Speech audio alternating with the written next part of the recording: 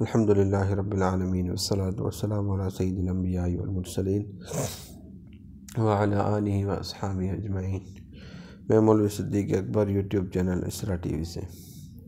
رضاعت میر ابو المعالی خواقی خان کی اہلیہ محترمہ کو یہ شرف حاصل ہوا۔ تعلیم و تربیت۔ اساتذہ اورنگزیب کے سلسلے میں مندرجہ ذیل حضرات کے اسماء گرامی ذکر کیے جاتے ہیں: میر محمد ہاشم گیلانی، ملا موہن بہاری، علامی سعد اللہ وزیر اعظم شاہ جہاں بادشاہ، مولانا سید محمد قنوجی، شیخ احمد معروف و ملا جیون امیٹھوی، دانش مند خان۔ ذہانت و ذکاوت۔ 3 ذی الحجہ 1045 ہجری کو عالمگیر تمام دکنی صوبوں کا گورنر بنا دیا گیا۔ اس وقت اس کی عمر 18 سال 10 روز تھی۔ اس 18 سالہ نوجوان کے متعلق عالمگیر نامے کے الفاظ ملاحظہ فرمائیے: از علوم مکتسبہ و فنون متعارفہ تام النصیب کامل التحصیل و از مبدا فیاض بحمائد سوری و محامد معنوی بہرہ مند و کامیاب۔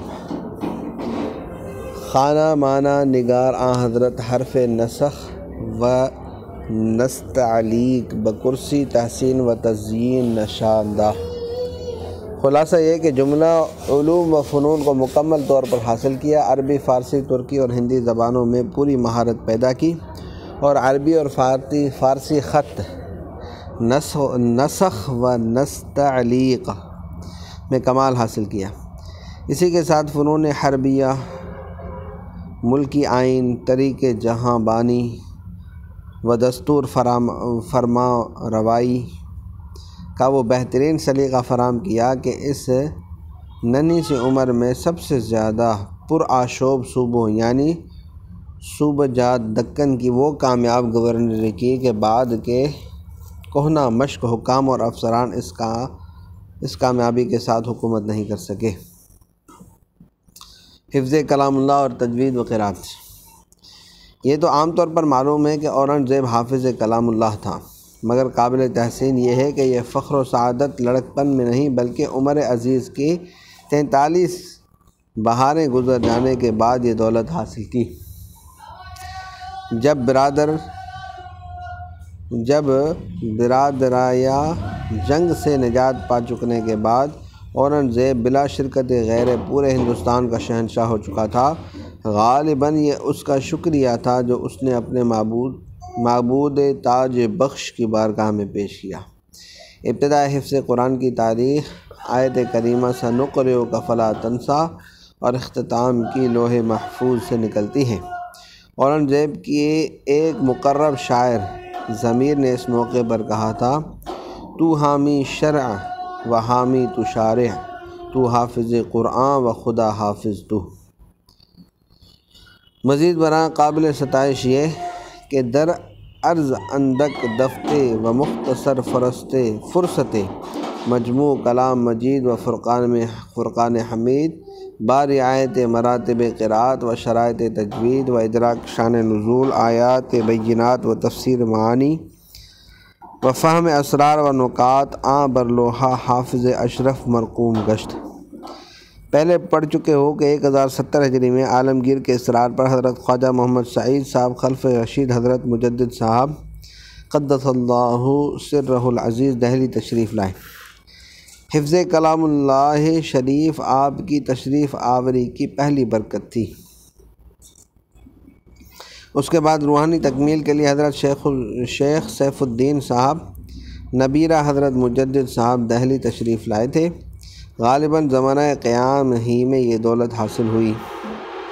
حفظ قرآن اور فہم کلام اللہ کے ساتھ ان دونوں بزرگوں کے فیض صحبت سے جو روحانی کمالات حاصل کیے، ان کا اندازہ حضرت خواجہ محمد معصوم صاحب کے چند جملوں سے ہو سکتا ہے: آنچ در اصل احوال پادشاہ دین پناہ مرقوم نمودہ بودند، از سرایت ذکر در لطائف و حصول سلطان ذکر و رابطہ قلت خطرات و قبول کلمہ حق و دفع بعض منکرات و ظہور لوازم طلب ہما بوضوح پیوست شکر خداوندی جل شانہ بجا آورد در طبقہ سلاطین ای نو امور حکم عنقا مغرب دارد۔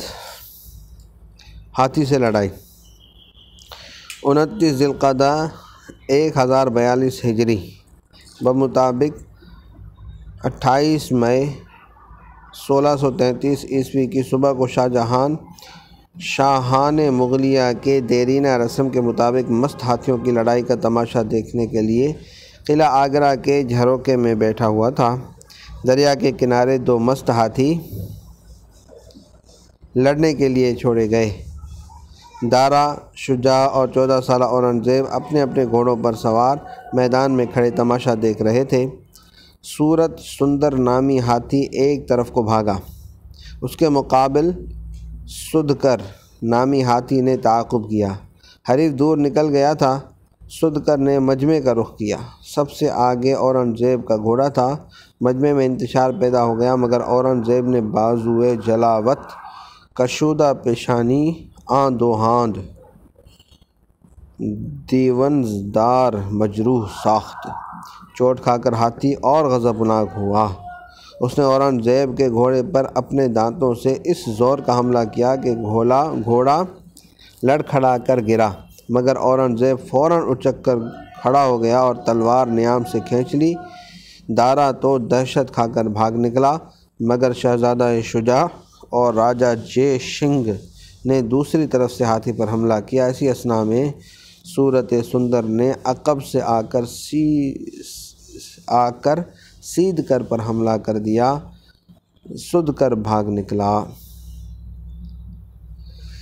اورنگزیب فیروز مندی کے ساتھ باپ کی خدمت میں حاضر ہوا۔ شاہ جہان نے بہت کچھ انعام و اکرام کے بعد فرمایا، خدا نخواستہ نوئے دیگر میں شد چے رسوائی بود۔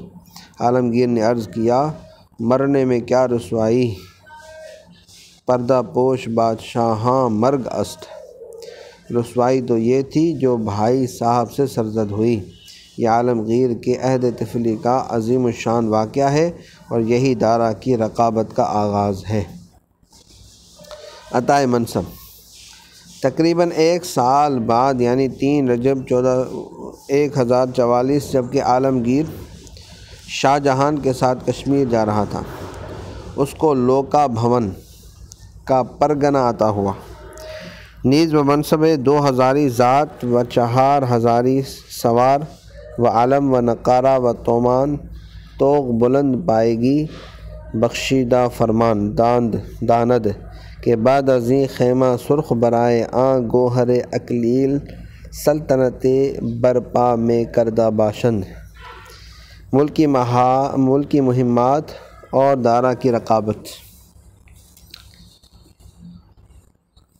وصلی اللہ تعالی علی حبیب سیدنا محمد وعلی آلہ واصحابہ اجمعین برحمتک یا ارحم الراحمین۔